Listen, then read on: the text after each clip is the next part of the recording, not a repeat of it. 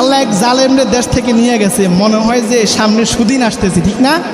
হ্যাঁ, কি যে একটা টেনশনে ছিলাম আমরা। আল্লাহু আকবার। কথা বলতেও ভয়, কথা বললে জেলে। আমি তো মনে করছি আমার জেল মনে হয় অতি নিকটে, কারণ আমি তো কাউরের দিকে তাকায়া কথা বলি না, খুব ভয় পেয়ে গেছিলাম। তবুও হক কথা তো কোনোদিন ছাড়ছি। হক, আপনারা সাক্ষী থাকেন, আমার মুসল্লি কোনোদিন এই মিম্বরে বসে হক কথা বলি নাই এমন বলছি? হক কথা কখনো ছাড়ি নাই, চাই জেল হোক বা জুলুম হোক। জালেম কোনোদিন থাকতে পারে নাই, পারবেও না। ফেরাউন পারছে, আচ্ছা শেখ হাসিনা কি ফেরাউনের থেকে বেশি শক্তিশালী ছিল?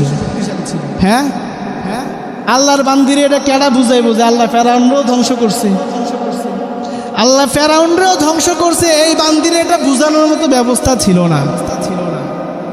সঠিক কথা কইবেন তো জেলে নিয়ে যাবে। আয়নাগরে একটা দেখছেন না, শুধু হাড্ডি, আয়নাগরে শুধু হাড্ডি পড়ে আছে। কি পরিমাণ অবিচার করছে! সংসদ ভবনের শত শত লাশ কবরে পুঁতে রাখছে, দেখেন নাই? কত বড় জালেম ছিল সংসদ ভবনের মাঝে। এই যে ছাত্রগুলো মারা গেছে, আমরা লাশ খুঁজে পাই না, কই নিয়ে রাখছে লাশ দেখছেন? 2013 সাল 5 মে শাপলা চত্বরে 50 লক্ষেরও অধিক মাদ্রাসা ছাত্ররা গিয়েছিল, মনে আছে আপনাদের?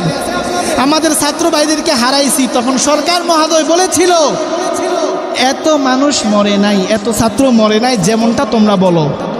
আমি তো মনে করি সংসদ ভবনের মাঝে আমার 13 সালের মাদ্রাসার ভাইদের লাশও আছে, কারণ শহীদের লাশ 100 বছর গেলেও পৌঁছে না।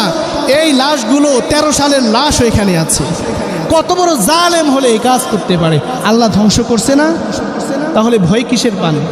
ন্যায় বিচার করবেন সমাজে, ইনসাফ কায়েম করবেন সমাজে, আল্লাহ আপনাদের সাথে থাকবে।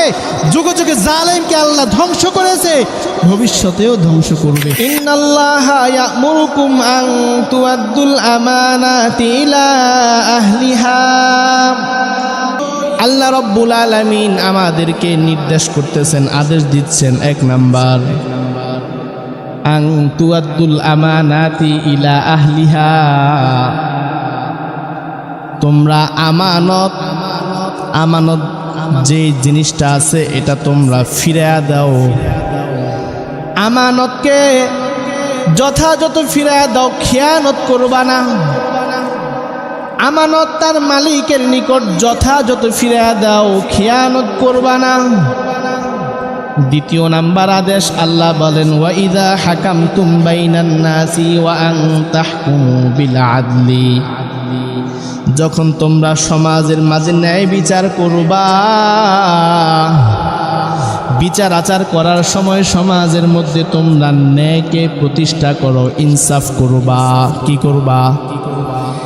2 আদেশ। 1 নাম্বার আমানত, 2 নাম্বার ন্যায় বিচার মানে ইনসাফ।